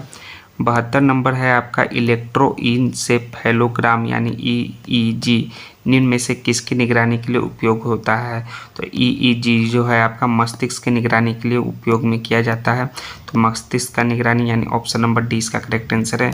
EEG टेस्ट की सहायता से जो है मस्तिष्क की समानता और असामान्य स्थिति का पता लगा सकते हैं, ठीक है, मस्तिष्क का। सो ऑप्शन नंबर डी इसका राइट आंसर है 72 का। 73 है कि धान के पौधों उगाने की जो है डैपाग विधि विकसित हुई थी। तो डैपाग विधि जो है धान के पौधों को उगाने का विकसित कहाँ हुआ था? वो फिलीपींस में विकसित हुआ था। सो ऑप्शन नंबर डी इसका करेक्ट आंसर है। और यह भारत सहित एशिया एवं विश्व के बहुत से देशों का मुख्य भोजन है। कौन जो है? धान। और विश्व में मक्का के बाद धान ही सबसे अधिक उत्पन्न होने वाला अनाज है। सबसे पहले मक्का, उसके बाद धान। सो ऑप्शन नंबर डी इसका राइट आंसर हो जाएगा 73 का। 74 है निम्नलिखित युग्मों में से कौन सा एक सही सुमेलित नहीं है? तो पहला है आपका ऊन जो है एक प्रोटीन है, ये आपका सही सुमेलित है। दूसरा है आपका रेयान जो है रूपांतरित स्टार्च है। तो रेयान जो है एक पुनर्जीवित सेलुलोज से निर्मित एक तंतु या फाइबर है, तो ये आपका सही सुमेलित नहीं है। रबर जो है प्राकृतिक बहुलक है, ये सही है। फ्लोरीन जो है कार्बन का एक अपर रूप है, ये भी आपका सही है। तो बी जो है आपका सही सुमेलित नहीं है। सो ऑप्शन नंबर बी इसका करेक्ट आंसर हो जाएगा 74 का। 75 है कि high secretary animal disease laboratory Bharat में कहाँ स्थित है? तो ये आपका high secretary animal disease laboratory जो है भारत में वो भोपाल में स्थित है। तो भोपाल यानी ऑप्शन नंबर इसका सी करेक्ट आंसर हो जाएगा, भोपाल। नेक्स्ट है आपका 76 नंबर का प्रश्न, देखिए क्या है। 76 नंबर है आपका कि एक सांड के वीर को कृत्रिम गर्भधारण हेतु रखना चाहिए, किस में रखना चाहिए? तो वो रखना चाहिए आपका तरल नाइट्रोजन में, ठीक है। तरल नाइट्रोजन में जो है आपका 196 डिग्री सेल्सियस तापमान पर जो तरल नाइट्रोजन में संग्रहित किया जाता है। सो ऑप्शन नंबर सी इसका करेक्ट आंसर है 76 का। 77 नंबर है कि जब डॉक्टर किसी को कहता है कि उसे टेट्राप्लेजिया हो गया है तो उसका आशय होता है कि पक्षाघात हो गया है, ठीक है। तो पक्षाघात जो है वो दोनों हाथों और दोनों पैरों का होता है, ठीक है। टेट्राप्लेजिया जिसे हम लोग क्वाड्रिप्लेजिया भी कहा जाता है, बीमारी या चोट के कारण होने वाला पक्षाघात है, जिसके परिणाम स्वरूप जो है चारों अंग और धड़ का उपयोग का आंशिक या कुल नुकसान होता है। सो ऑप्शन नंबर डी इसका करेक्ट आंसर हो जाएगा 77 का। 78 देखिए, मानव शरीर के भीतरी भाग में रोगों की पहचान की जाती है। तो रोगों का पहचान जो है आपको किसके द्वारा किया जाता है? वो एंडोस्कोप नामक यंत्र के द्वारा जो है भीतरी भाग में रोगों की पहचान किया जाता है। सो एंडोस्कोप यानी ऑप्शन नंबर बी इसका करेक्ट आंसर हो जाएगा। और देखिए आपका जायरोस्कोप, कार्डियोग्राम, ये सभी से रिलेटेड कुछ फैक्ट्स दिए हुए हैं, आप पढ़ लीजिए आराम से सावधानीपूर्वक PDF की सहायता से। स्थानीय वनस्पति का संग्रह क्या कहलाता है? तो वो जो है हर्बेरियम जो है स्थानीय वनस्पति का संग्रह कहलाता है, हर्बेरियम यानी हर्बेरियम। ऑप्शन नंबर ए इसका 79 का करेक्ट आंसर है। 80 है आपका कि गेवियलिस यानी कि घड़ियाल बहुतायत में पाया जाता है। तो घड़ियाल जो है बहुतायत में वो गंगा नदी में पाया जाता है। तो गंगा में यानी ऑप्शन नंबर ए इसका करेक्ट आंसर है। घड़ियाल जो है सबसे अधिक मात्रा में गंगा नदी में पाया जाता है। 80 के बाद 81 नंबर का प्रश्न देखिए, सूची 1 को सूची 2 से सम्मिलित कीजिए। एक तरफ है आपका अनुवांशिकी में उपलब्धि और दूसरी तरफ है वैज्ञानिक का नाम। तो जीवाणुओं में पराक्रमण और संयुग्मन की खोज जो है किनके द्वारा किया गया था? वो किया गया था लैडर के द्वारा, लैडरबर्ग। सो आपका ए का 3। यौन संलग्न वंशागत की स्थापना जो है वो किया गया था आपका मॉर्गन के द्वारा, मॉर्गन यानी कि आपका बी का 4 हो जाएगा। और है इकोली से DNA पॉलीमरेज का भी योजन वो किया गया था आपका कॉर्नबर्ग के द्वारा, यानी कि 1 हो जाएगा, 2 हो जाएगा आपका सी का। और लास्ट जो है संपूर्ण अनुवांशिक कूट की स्थापना जो है खुराना के द्वारा किया गया था, यानी कि डी का 1 हो जाएगा। तो 3 4 2 1 ऑप्शन नंबर डी में दिया हुआ 3 4 2 1। सो ऑप्शन नंबर डी इसका करेक्ट आंसर है। नेक्स्ट प्रश्न देखिए, 82 नंबर की मानव शरीर की आंतरिक संरचना के अवलोकन के लिए प्रयोग में आने वाली परिकलित टोमोग्राफी के लिए निम्नलिखित में से कौन सा प्रयोग में लाई जाती है? तो टोमोग्राफी के लिए जो है एक्स किरण को लाई जाती है। किसके? एक्स किरण की सहायता से जो है हम लोग इसको ला सकते हैं उपयोग में। तो एक्स किरण यानी ऑप्शन नंबर ए इसका करेक्ट आंसर है टोमोग्राफी में।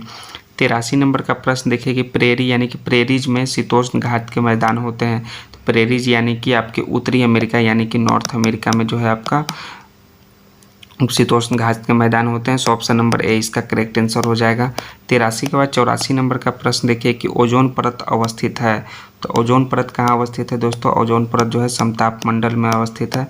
तो समताप मंडल यानी ऑप्शन नंबर इसका सी करेक्ट आंसर हो जाएगा। और यह जो है आपका 20 किलोमीटर ऊंचाई के बाद तापमान में अचानक वृद्धि होने लगती है और सप्ताप मंडल 35 किलोमीटर तक पाई जाती है। आप जान लीजिए, आपका इंपॉर्टेंट कुछ व्याख्या दिया हुआ है आपका ओजोन परत से रिलेटेड और समताप मंडल से। 85 नंबर का प्रश्न है, प्रसिद्ध अंगुलिनिया नुमा यानी कि अंगुलियों नुमा यानी कि फिंगर झील क्षेत्र कहाँ स्थित है? अंगुलियों नुमा जिसे हम लोग फिंगर झील क्षेत्र कहते हैं वो कहाँ स्थित है? वो स्थित है दोस्तों आपका संयुक्त राज्य अमेरिका यानी कि यूएसए में स्थित है। यह लगभग 11 लंबी संकीर्ण उत्तर दक्षिण झीलों का एक समूह है। ठीक है, सो ऑप्शन नंबर सी इसका 85 का करेक्ट आंसर हो जाएगा। 86 आपका देश और राजधानी से संबंधित जो है आपका सूची 1 को सूची 2 से सुमेलित कीजिए। बुल्गारिया देश की राजधानी आपका हो गया सोफिया। जॉर्जिया जो हो गया वो आपका हो जाएगा तिब्लिसी। नेक्स्ट है आइसलैंड हो जाएगा उसका आपका रिक्याविक। और लास्ट आपका बचा जो है आपका नॉर्वे वो ओस्ले यानी कि 3, 4, 2 और 1। 3, 4, 2, 1 आपका ऑप्शन नंबर ए में दिया हुआ है। सो ऑप्शन नंबर ए इसका करेक्ट आंसर है। 87 है कि एक जनजाति जो सरहुल त्यौहार मनाती है वह है। तो सरहुल त्यौहार जो है एक मुंडा जनजाति मनाती है। तो मुंडा यानी ऑप्शन नंबर 20 का करेक्ट आंसर है। और जो मुख्य रूप से जो है झारखंड के छोटा नागपुर क्षेत्र में निवास करता है मुंडा जनजाति। और झारखंड के अलावा बिहार, पश्चिम बंगाल, उड़ीसा आदि भारतीय राज्यों में भी जो है ये पाए जाते हैं। तो ऑप्शन नंबर 20 का करेक्ट आंसर है। 87 का करेक्ट आंसर मुंडा। पाट अंचल यानी कि पाट रीजन अवस्थित है। पाट रीजन अवस्थित कहाँ है? वो है आपका झारखंड में अवस्थित है। छोटा नागपुर के झारखंड में Pat region. So option number A इसका करेक्ट आंसर हो जाएगा। यह जो है पठार पूर्व कैम्ब्रियन युगीन चट्टानों से बना हुआ है। रांची, हजारीबाग, कोडरमा के पठारों का संयुक्त नाम ही छोटा नागपुर का पठार है और भारत का रूढ़ भी कहा जाता है। सो ऑप्शन नंबर ए झारखंड का करेक्ट आंसर है। 88 का 89 नंबर है कि सर क्रिक विवाद किन देशों के मध्य है? तो सर क्रिक विवाद जो है वो 2 देशों के मध्य है, वो है आपका भारत और पाकिस्तान के बीच। सो सर क्रिक ऑप्शन नंबर ए इसका करेक्ट आंसर हो जाएगा। यह विवाद जो है कच्छ के रण में 96 किलोमीटर लंबे मुहाने को लेकर है, जो भारत के गुजरात को पश्चिम की जो पाकिस्तान के सिंध प्रांत से अलग करता है। ठीक है, यही है सर क्रिक विवाद। ऑप्शन नंबर ए भारत और पाकिस्तान। 90 नंबर का प्रश्न है कि भारत के पश्चिमी तट मैदान के उत्तरी भाग को जिस अन्य नाम से भी जाना जाता है वो नाम क्या है? वो नाम है दोस्तों आपका कोंकण। कोंकण नाम से जाना जाता है भारत के पश्चिमी तटीय मैदान के उत्तरी भाग को कोंकण यानी ऑप्शन नंबर ए सी इसका करेक्ट आंसर है। और मालाबार तट कोंकण जो है आपको किस किस मैदान को जाना जाता है ये आपका व्याख्या दिया हुआ है। और कोरोमंडल तट ये आप आराम से पढ़िए ध्यानपूर्वक। कोरोमंडल तट जो है वो भारत के पूर्वी तमिलनाडु राज्यों में स्थित है। ठीक है, नीचे दिए गए मानचित्र पर विचार कीजिए। ए, बी, सी और डी मानचित्र आपका दिया हुआ है 91 का। और मानचित्र में ए, बी, सी, डी द्वारा अंकित स्थान क्रमशः कौन कौन सा है? तो आपका ए और बी और सी, डी में जो अंकित स्थान है वो है रिफ्ट घाटी क्षेत्र, छत्तीसगढ़ मैदान, छोटा नागपुर और वर्षा छाया क्षेत्र। ये आपका इस प्रकार से आपका जो ए, बी और सी, डी अंकित स्थान है। मानचित्र को आप PDF की सहायता से आराम से ध्यानपूर्वक पढ़िए और एनालाइज कीजिए कि आपका जो है किस ए स्थान पर कौन सा क्षेत्र है, बी पर कौन सा क्षेत्र है। 92 नंबर है कि कुल्लू घाटी जिन पर्वत श्रेणी के बीच अवस्थित है वह क्या नाम है? वो है आपका धौलाधर और पीर पंजाल।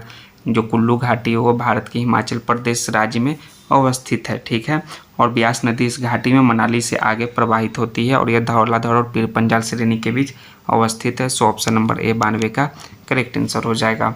नेक्स्ट है 93 नंबर का प्रश्न देखिए कि भारत की निम्नलिखित में से कौन सी पर्वत श्रेणी केवल एक ही राज्य में फैली हुई है? तो है आपका अजंता पर्वत श्रेणी जो है केवल एक ही राज्य में फैली हुई है। तो अजंता पर्वत श्रेणी यानी ऑप्शन नंबर सी इसका करेक्ट आंसर है, जो कि उत्तर मध्य महाराष्ट्र पश्चिमी भारत में स्थित है। यह श्रेणी ताप्ती नदी के पश्चिम से पूर्व की ओर फैली हुई है। सो अजंता ऑप्शन नंबर सी 93 का राइट आंसर होगा। 94 नंबर है निम्नलिखित में से किस भारतीय राज्य की सीमाएं जो है भूटान राष्ट्र के साथ नहीं मिलती है?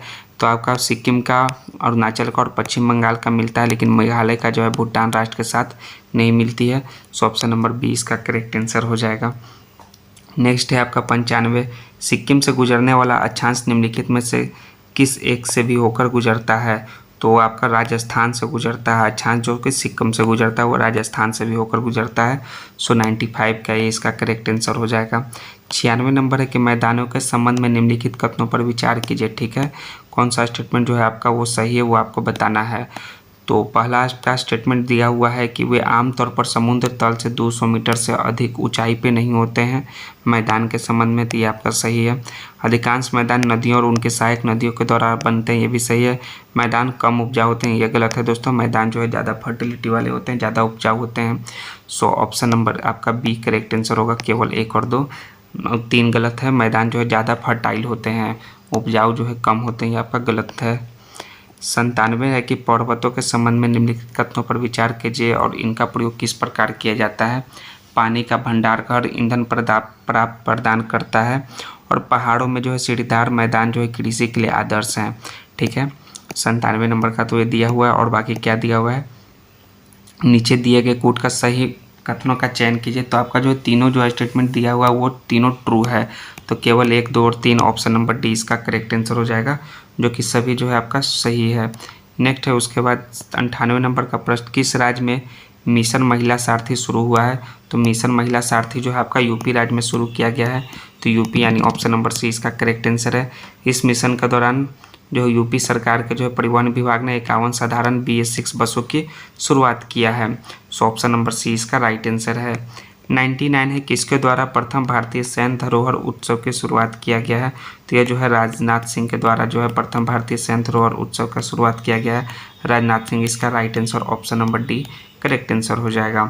ये सभी जो है आपका करेंट अफेयर से रिलेटेड कुछ आपका पॉइंट है, कुछ क्वेश्चन है। देखिए 100वां नंबर है, किसे वैश्विक नेतृत्व के लिए पुरस्कार से सम्मानित किया गया है। तो वैश्विक नेतृत्व के लिए जो है पुरस्कार से सम्मानित किया गया वो है Y Chandrachud. So option number C इसका करेक्ट आंसर हो जाएगा। धनंजय यशवंत चंद्रचूड़ को जो है वैश्विक नेतृत्व के लिए पुरस्कार मिला है। ठीक, ऑप्शन नंबर सी 100वां का करेक्ट आंसर है आपका। 100 प्रश्न खत्म हुए सेट नंबर 3 के खान सर के BPSC 71 एग्जाम के। 101वां है, किस देश के साथ भारत का जो है हीरोमा शक्ति अभ्यास 2023 हुआ है। तो वह हुआ है आपका मलेशिया देश की सेना के मध्य हुआ है भारत का। तो भारत और मलेशिया यानी ऑप्शन नंबर डी इसका करेक्ट आंसर हो जाएगा, ऑप्शन डी 101 का। 102 है कि किस राज्य सरकार ने डाउट क्लियरेंस बॉट ऐप को जो है लॉन्च किया है। तो वो लॉन्च किया है आंध्र प्रदेश की सरकार ने, जो है स्कूली बच्चों के लिए डाउट को दूर करने के लिए AI संचालित डाउट क्लियरेंस बॉट ऐप को लॉन्च किया है। सो इसका ऑप्शन नंबर जो है आपका बी करेक्ट आंसर हो जाएगा, आंध्र प्रदेश की सरकार। नेक्स्ट है आपका 103 नंबर के, किस राज्य सरकार ने प्रोजेक्ट नीलगिरी ताहर पहल की शुरुआत किया है। तो नीलगिरी ताहर पहल जो है तमिलनाडु राज्य की सरकार ने शुरुआत किया है। सो ऑप्शन नंबर इसका जो है डी करेक्ट आंसर है, जो कि मुख्यमंत्री MK स्टालिन ने इस पहल की शुरुआत किया है और 25 करोड़ की बजट की घोषणा की है इस पहल में। यह जो है पशु जो है राज पशु नीलगिरी ताहर की लुप्तप्राय प्रजाति का संरक्षण व सुरक्षा करना है इसके तहत। ठीक है, नीलगिरी ताहर पहल के तहत। सो ऑप्शन नंबर डी इसका 103 का करेक्ट आंसर हो जाएगा।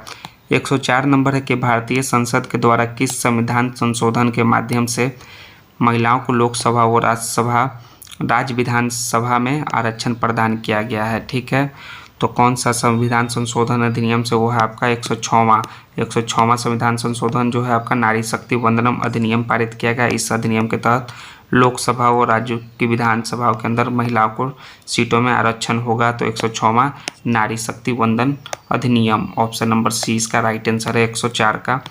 105 है कि किस देश की क्रिकेट टीम ने अंतर्राष्ट्रीय T20 मैच में 300 से ज़्यादा रन बनाने का इतिहास बना लिया है। तो कौन देश है दोस्तों, वो है नेपाल देश। नेपाल देश जो है 20 ओवर में 314 रन बनाए हैं, जो मंगोलिया के खिलाफ खेलते हुए बनाए थे। सो ऑप्शन नंबर बी इसका करेक्ट आंसर है 105 नंबर के प्रश्न का। 106 नंबर का प्रश्न देखिए कि किस राज्य सरकार ने निर्माण श्रमिकों को पेंशन देने के लिए योजना की शुरुआत की है। तो निर्माण श्रमिकों को पेंशन देने का शुरुआत जो है छत्तीसगढ़ के राज्य सरकार ने शुरुआत किया है। तो छत्तीसगढ़, ऑप्शन नंबर सी इसका करेक्ट आंसर हो जाएगा, छत्तीसगढ़ सरकार। और यह जो है 10 साल से पंजीकृत और 60 वर्ष की उम्र आयु पूरी करने वाले प्रत्येक श्रमिक को उसके बैंक खाते के अंदर 1500 का मासिक पेंशन दिया जाएगा इस योजना के अंतर्गत। 107 है कि प्रतिवर्ष अंतर्राष्ट्रीय अहिंसा दिवस कब मनाया जाता है। तो अहिंसा दिवस जो है 2 अक्टूबर को मनाया जाता है। अहिंसा दिवस और 2 अक्टूबर को जो है गांधी जयंती ही मनाई जाती है और 2 अक्टूबर को जो है आपका लाल बहादुर शास्त्री जयंती भी मनाई जाती है। ठीक है, 107 के बाद 108 है आपका, किस शहर में राष्ट्रीय औषधि शिक्षा और अनुसंधान संस्थान नाईपर की अस्थायी परिसर का उद्घाटन किया गया है? तो है आपका गांधीनगर, गुजरात का राजधानी जो है गांधीनगर में जो है इसका शुरुआत किया गया है, राष्ट्रीय औषधि शिक्षा और अनुसंधान संस्थान का। सो ऑप्शन नंबर सी इसका करेक्ट आंसर हो जाएगा 108 का सी। 109 नंबर है, निम्न में से किसको वर्ष 2023 का फिजियोलॉजी में नोबेल पुरस्कार मिला है? तो फिजियोलॉजी में नोबेल पुरस्कार जो कैटलिन कैरिको और डू विस्मैन, इन दोनों को जो है फिजियोलॉजी में नोबेल पुरस्कार मिला है। तो कैटलिन कैरिको और डू विस्मैन, इसका option number C correct answer हो जाएगा 109 नंबर का प्रश्न का। 110 नंबर है कि किस शहर में भारत की पहली सोलर रूफ साइकिलिंग ट्रैक की शुरुआत किया गया है?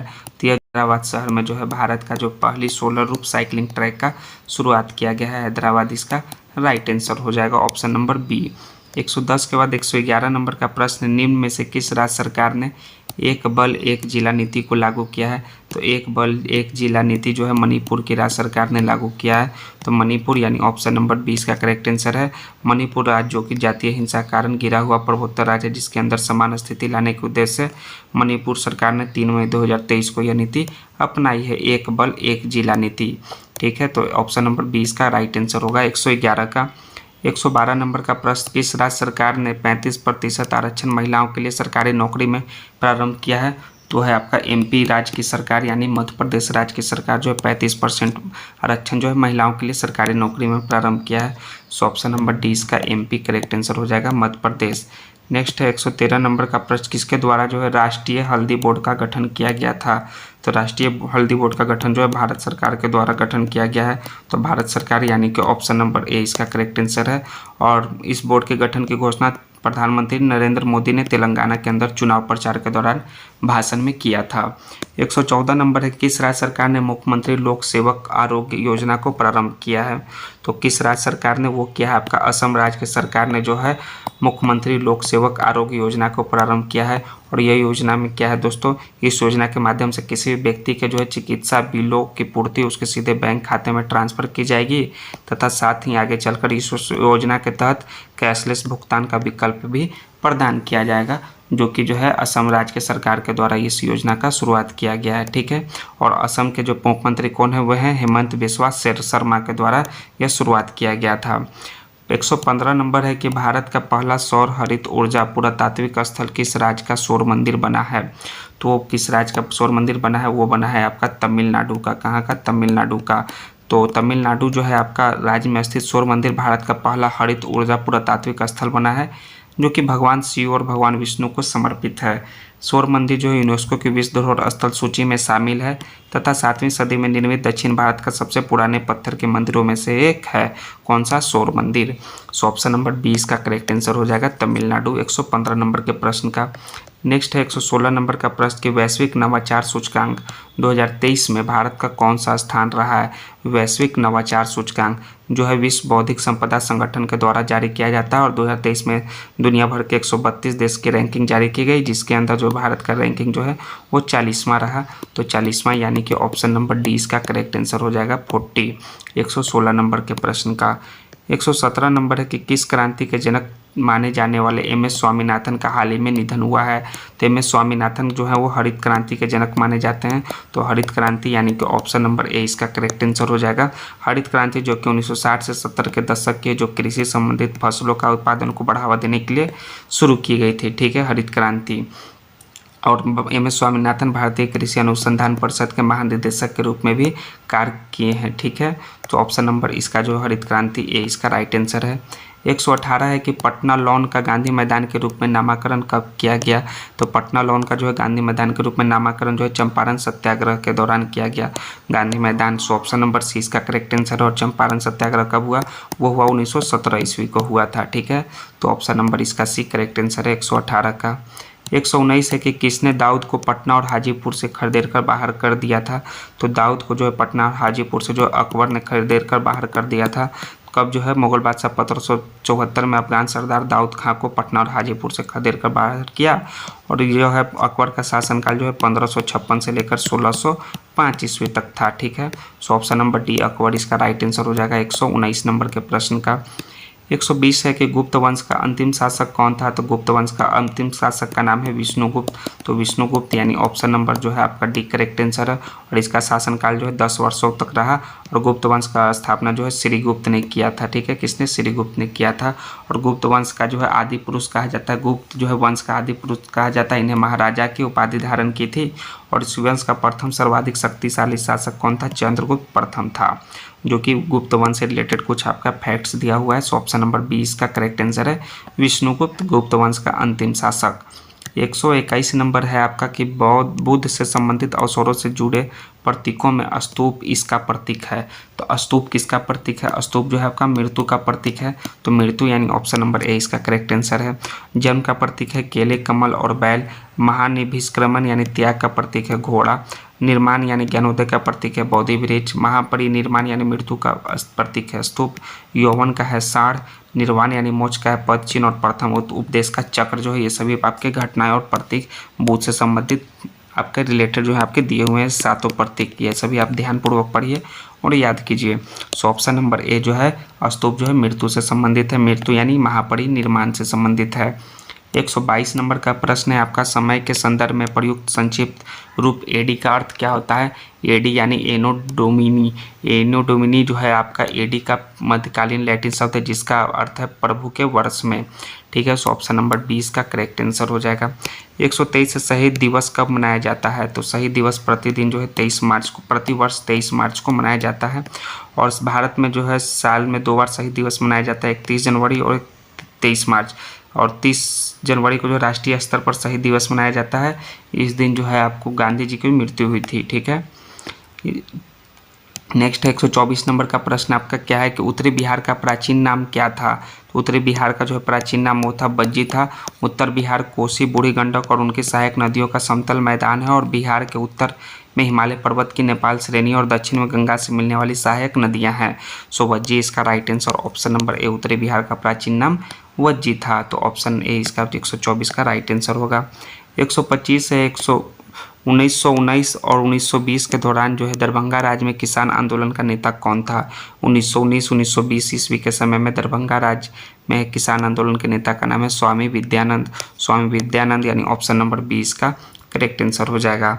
126 है निम्न में से कौन सा एक जो है भूबद्ध राज्य है? तो भूबद्ध राज्य जो है वो है आपका इनमें से वो है बिहार है। तो बिहार इसका राइट आंसर डी हो जाएगा। और भूबद्ध राज्य का मतलब वो राज्य जो चारों ओर से जमीनबद्ध हो, चारों ओर से जमीन से घिरा हो। बिहार की उत्तर सीमा नेपाल, इसके साथ जो है आपका पूर्व में पश्चिम बंगाल, दक्षिण में झारखंड और पश्चिम में उत्तर प्रदेश स्थित है। इस कारण जो है यह जो है बिहार जो है आपका भूबद्ध राज्य है। सो ऑप्शन डी इसका करेक्ट आंसर हो जाएगा। 127 है कि बिहार का कौन सा शहर जो है 5 पहाड़ियों से घिरा है? तो 5 पहाड़ियों से घिरा शहर जो है वो है राजगिरी है। कौन है? राजगिरी है। राजगिरी शहर जो 5 पहाड़ियों से घिरा हुआ है। यह राजगिरी, रत्नागिरी, विपुलाचल, वैभवगिरी, सोनगिरी और उदयगिरी नामक 5 पहाड़ियों से घिरा हुआ है। सो ऑप्शन नंबर ए इसका करेक्ट आंसर हो जाएगा 127 का राजगिरी। 128 है कि बिहार में पंचायत निकायों में महिलाओं का 50% आरक्षण किस वर्ष प्रदान किया गया था पंचायत निकायों में? तो बिहार में जो है यह 2006 ईस्वी में जो 50% आरक्षण प्रदान किया गया था। सो ऑप्शन नंबर इसका बी करेक्ट आंसर हो जाएगा। 129 है झारखंड बनाने के लिए बिहार को किस वर्ष विभाजित किया गया था? तो झारखंड बनाने के लिए बिहार को 2000 में विभाजित किया गया था। और डेट आपका 15 नवंबर, ये भी याद रखिए। इस दिन बिरसा मुंडा दिवस भी मनाया जाता है 15 नवंबर को। इस दिन जो है आपको अलग किया गया था। और जो झारखंड भारत का जो है कैमा राज्य बना था वो बना था आपका 28वां राज्य झारखंड बना था 2000 ईस्वी में। 128 के बाद चलिए 129 नंबर का प्रश्न देखते हैं। 129 देख लिए। 130 नंबर का प्रश्न देखिए कि बिहार में वर्ष 2021-22 के लिए पेश किए गए बजट में प्रस्तावित नया मंत्रिमंडल किस पर केंद्रित है? तो जो है कौशल और उद्यमिता विकास पर केंद्रित है 2021-22 के लिए पेश किए गए बजट में। सो ऑप्शन नंबर डी इसका करेक्ट आंसर हो जाएगा।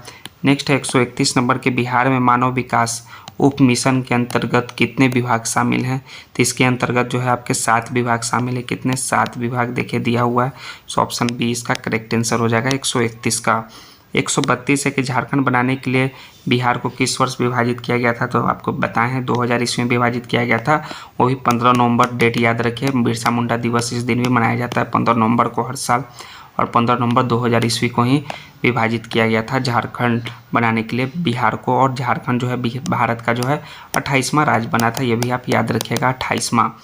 133 है कि बिहार में वर्ष 2021-22 के लिए पेश किया गया बजट में प्रस्तावित नया मंत्रिमंडल किस पर केंद्रित है, तो आप भी पढ़े हैं कौशल एवं उद्यमिता विकास पर, तो इसका जो है right answer option number D हो जाएगा। बिहार में मानव विकास उप मिशन के अंतर्गत कितने विभाग हैं, फिर से क्वेश्चन ने रिपीट किया हुआ है, तो इसमें जो है टोटल 7 विभाग हैं, सो ऑप्शन सी इसका correct answer, option number B 7 विभाग 134 का। 135 है गरीब कल्याण रोजगार अधिनियम बिहार के किस जिले से प्रधानमंत्री द्वारा 2020 में शुरू किया गया था, तो ये शुरू किया गया था खगड़िया जिला से। कौन सा आपका जो है गरीब कल्याण रोजगार अधिनियम जो है आपका प्रधानमंत्री के द्वारा यह योजना जो है शुरू किया गया था, यह अभियान, सो ऑप्शन नंबर डी खगड़िया जिला इसका करेक्ट आंसर हो जाएगा आपका 135 नंबर के प्रश्न का खगड़िया। नेक्स्ट है 136 नंबर का प्रश्न, देखिए क्या है। 136 है कि 1855 ईस्वी में संथाल विद्रोह का नेतृत्व किसने किया था, तो संथाल विद्रोह का नेतृत्व जो है आपके किए थे सिद्धू और कान्हू ने। सिद्धू और कान्हू जो कि 1855-56 ईस्वी के दौरान जो है संथाल विद्रोह का नेतृत्व किया था, सो ऑप्शन नंबर ए इसका करेक्ट आंसर हो जाएगा। नेक्स्ट है 137 नंबर का प्रश्न, देखिए कि एक नमूना आंकड़ों का मध्य जो है 60 है और माध्यिका जो क्या है वो है आपका 48 है, ठीक है। तो इस बंटन का बहुलक ज्ञात कीजिए, तो बहुलक बराबर होता है 3 माध्यिका माइनस 2 माध्य, तो 3 गुना 48 माइनस 2 गुना 60 यानी 144 माइनस 120 बराबर 24 आपका जो है करेक्ट आंसर है आपका। देखिए व्याख्या में दिया हुआ है, तो व्याख्या में दिया हुआ है उसी प्रकार से आपका 24 इसका ऑप्शन नंबर डी इसका करेक्ट आंसर होगा। आपको जो है आपको मैथ बनाने के लिए अगर आपको इसका पीडीएफ चाहिए, समझने के लिए व्याख्या सहित चाहिए आपको आराम से पढ़ने के लिए, तो आप टेलीग्राम के लिंक ज्वाइन कर सकते हैं, जिसका जो है लिंक डिस्क्रिप्शन में दिया हुआ है, तो आप ज्वाइन कीजिए और आराम से है सावधानीपूर्वक व्याख्या को जो है पढ़िए आप मैथ के व्याख्या को। यदि जो है x plus 1/x equal to 2 है तो x के पावर 7 प्लस 1/x के पावर 117 का मान क्या होगा, तो देखिए इतना बराबर क्या है, ठीक है, वह x प्लस 1/x बराबर क्या है, x बराबर 1 रखने पर समीकरण जो है संतुष्ट होगा, अतः इतना पर जो है 1 रखिए, तो 1 प्लस 1 बराबर 2, तो 2 इसका मान होगा, 2 इसका ऑप्शन नंबर डी इसका भी करेक्ट आंसर है 138 का। 139 है sign A plus sine square ए बराबर 1 है, तो cos square A plus cos 4a का मान क्या होगा, sign A plus sine square ए बराबर 1, तो साइन ए बराबर 1 माइनस साइन स्क्वायर ए, तो साइन ए बराबर कॉस स्क्वायर ए, ठीक है, इस प्रकार से व्याख्या किया हुआ है। उसके बाद क्या है, अतः cos square A plus cos 4a equal to sine A plus sine square A, चूँकि साइन ए बराबर कॉस स्क्वायर ए होता है, तो इसलिए sign A plus sine square ए बराबर 1 इसका राइट आंसर हो जाएगा। 140 नंबर है कि एक अर्धगोलाकार कटोरा 1 सेंटीमीटर मोटी स्टील से बना है और कटोरे की आंतरिक त्रिज्या 4 सेंटीमीटर और कटोरे को बनाने में प्रयुक्त स्टील का आयतन सेंटीमीटर क्यूब में क्या होगा, ठीक है। तो स्टील का आयतन बराबर क्या होता है, वो होता है 2/3 pi R Q minus R Q, तो 2/3 पाई 5 के क्यू माइनस 4 का क्यू इक्वल टू जो है आपका जो राइट आंसर आएगा वो आएगा 122/3 पाई यानी कि 40.2/3 पाई इसका करेक्ट आंसर हो जाएगा ऑप्शन नंबर ए, ठीक है, ऑप्शन ए इसका राइट आंसर है।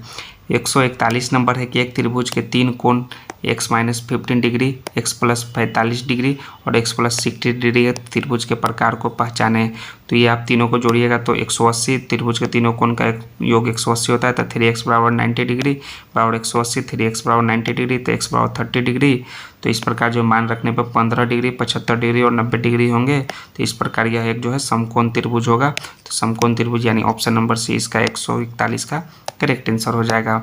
नेक्स्ट है 142 नंबर का प्रश्न क्या है, 15% की वार्षिक दर से एक शहर की जनसंख्या में वृद्धि होती है यदि शहर की वर्तमान जनसंख्या 1,08,445 है, तो 2 वर्ष पहले शहर की जनसंख्या क्या थी, ठीक है, तो 2 वर्ष पहले अनुपात वर्तमान, तो 2 गुना 20 अनुपात 23 इंटू 23, चूँकि 15% इक्वल टू प्लस 3/20 होगा, तो 400/529, तो 2 वर्ष पहले जनसंख्या जो है आपका 1,08,445 गुने 400/529, तो 82,000 जो है आपका पहले की जनसंख्या होगी, सो ऑप्शन नंबर सी इसका करेक्ट आंसर होगा। ये आपका देखिए व्याख्या सहित बताया हुआ किस प्रकार से आपका 82,000 करेक्ट आंसर होगा। यदि a अनुपात b बराबर 7:4 है, a माइनस बी बराबर 9 है, तो a प्लस बी का मान ज्ञात करें। a प्लस बी का मान 9 गुने 7 + 4/7 - 4 बराबर 33। चूँकि a - b बराबर 9 दिया हुआ है, ठीक है। सो ऑप्शन नंबर इसका डी करेक्ट आंसर हो जाएगा आपका 33, ठीक। 144 नंबर है कि प्रथम 111 पूर्ण संख्याओं का योग का इकाई अंक क्या होगा, ठीक है। तो व्याख्या में क्या हो, 0 + 1 + 2 प्लस करके 110 तक आपको करना है।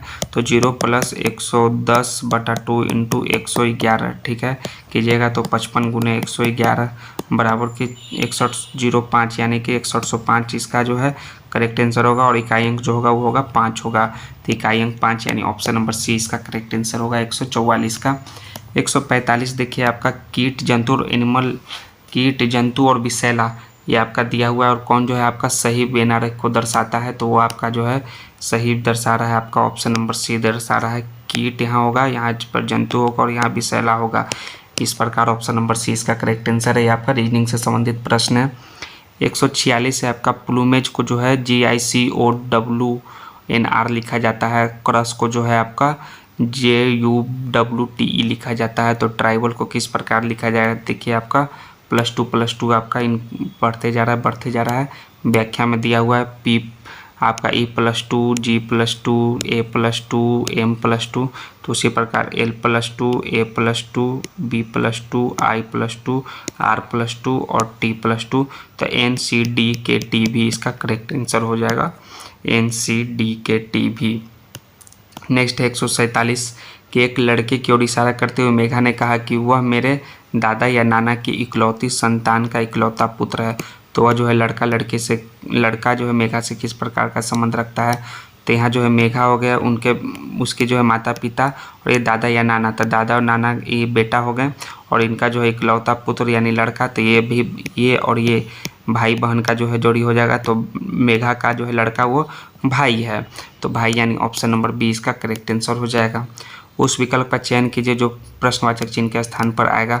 तो प्रश्नवाचक के चिन्ह के स्थान पर जो विकल्प आएगा वो 52 आएगा। दोस्तों देखिए आपको व्याख्या करके बताया हुआ है, आप इसको सावधानीपूर्वक पढ़िए पीडीएफ के सहायता से।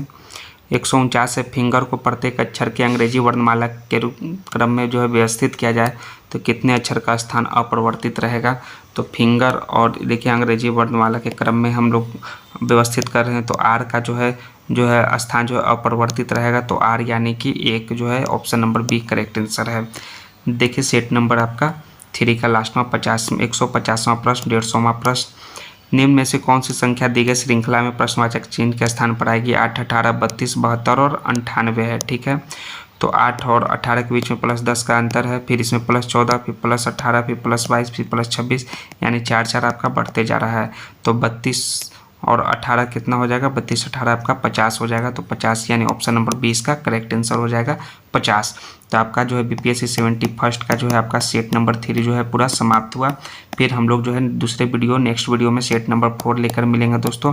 तो फटाफट दोस्तों चैनल को सब्सक्राइब कीजिए, दोस्तों को भी शेयर कीजिए। अगर आपको इस बुक का PDF चाहिए, ये जो है आपका सेट नंबर 3 का PDF चाहिए, तो डिस्क्रिप्शन में टेलीग्राम का लिंक दिया है, वहाँ से आप ज्वाइन कीजिए। और सभी जो है आप मैथ के प्रश्नों को, रीजनिंग के प्रश्नों को सावधानीपूर्वक आप बना सकते हैं और व्याख्या को पढ़ सकते हैं। जय हिंद दोस्तों, थैंक्स दोस्तों।